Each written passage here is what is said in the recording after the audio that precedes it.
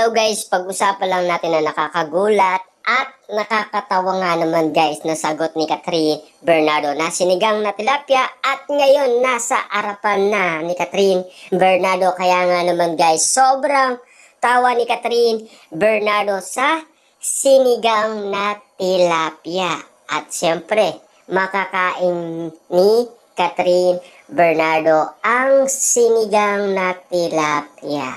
Diba?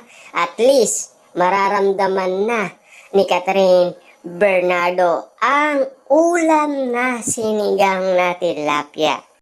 Hanggang ngayon guys, sobrang tawa pa rin ni Catherine Bernardo sa sinigang na tilapia na nagpapaalala sa kanya dahil sa game na Family Feud. Pero nanalo sila guys ng 200k ha. Grabe nga naman kasi guys, no? Napakagaling ni Catherine Bernardo. Pero take note pa rin guys ha, kasi maraming issue na naman ang kumakalat sa social media dahil sa sagot ni Catherine Bernardo na DJ. Si DJ daw guys ang nagpanalo kay Catherine Bernardo. Diba? Yung salitang DJ guys grabe, kapangalan lang naman ni DJ. Pero, yun guys ang kumakalat ngayon sa social media na pinagkakaguluan at pinagpepestaan na naman ng maraming tao. Grabe guys, no, ang mga issue. Pero balikan natin si Catherine Bernardo guys. Ito na, ang sinigang na tilapia ni Catherine Bernardo. Makakain niya na yung lasa ng sinigang na tilapia. Masarap yan guys, di ba? Sinigang na tilapia. Kaya nga naman guys, todo ang tawa ni Catherine Bernardo. Tignan nyo naman guys, di ba? Grabe.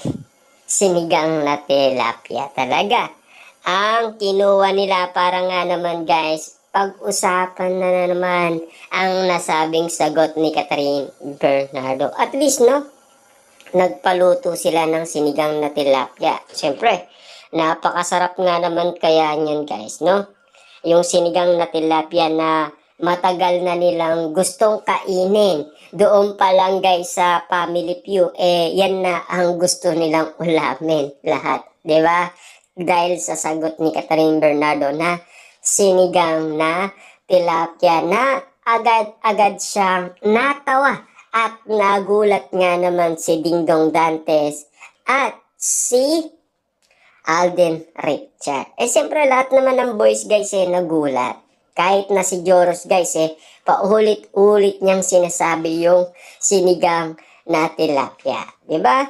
Kaya nga sabi nga nila, mamaya kakain tayo ng sinigang na tilapia. Pero take note guys, hindi na sila nakakain ng sinigang na tilapia. Ngayon pa lang nakakain umano guys si Catherine Bernardo na sinigang na tilapia.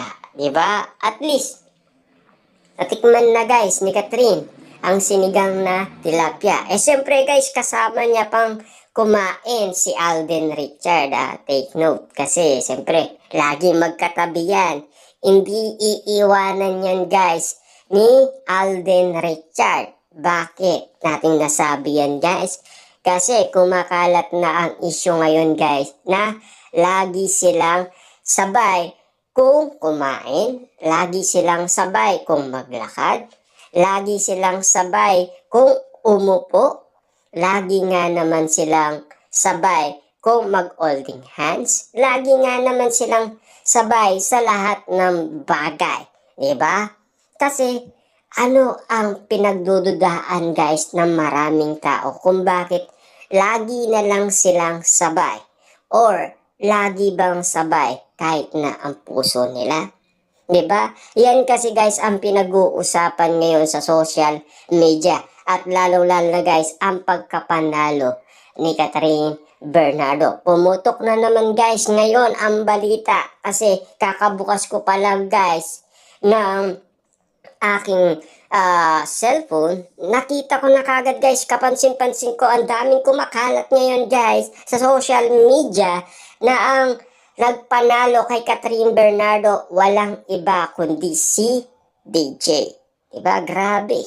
Yan ba ang inala ng iba? Diba? Ay, siyempre guys, DJ. Katunog ng pangalan, DJ. Diba? Alam naman natin guys, iba yung sagot ni Catherine Bernardo. Kasi alam naman natin yung top 1 na sinagot ni Lovely ay call center. Sinagot din yun guys ni Catherine Bernardo, yung call center. Diba? Pero, naisip niya DJ. Siyempre, yung DJ ay gumagamit din ng headset. Diba? At least guys, kailangan malaman din ng ibang tao kung ano ang mga tinatanong sa kanila kung bakit yun ang sagot sa kanila. Diba? At kung bakit yun din ang sinasagot nila sa katanungan. Diba? Siyempre, game show yun.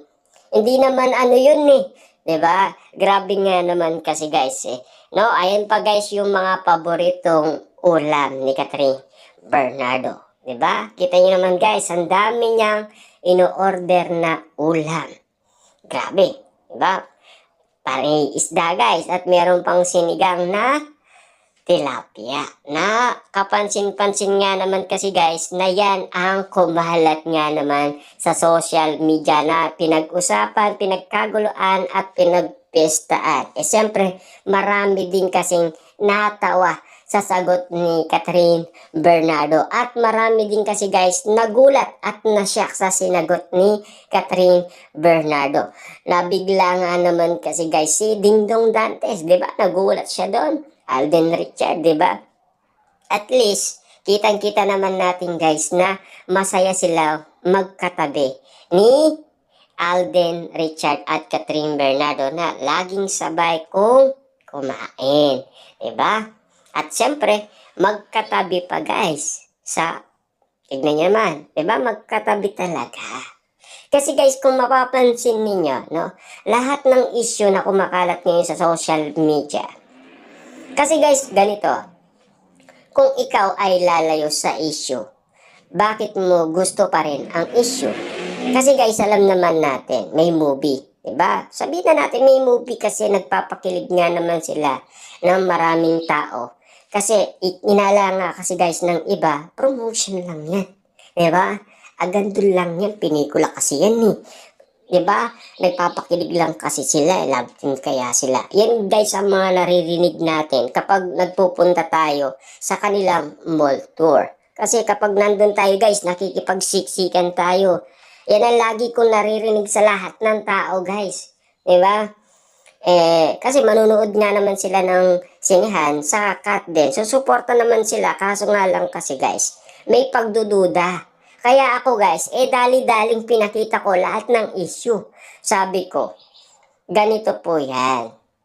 Kung gusto nyo mapanood lahat ng issue, panoorin naman ninyo yung aking ina-upload para malaman ninyo kung ano talaga ang issue. More than 6 months ago na lumipas. Wala pa po silang movie, pinag-usapan na po yan.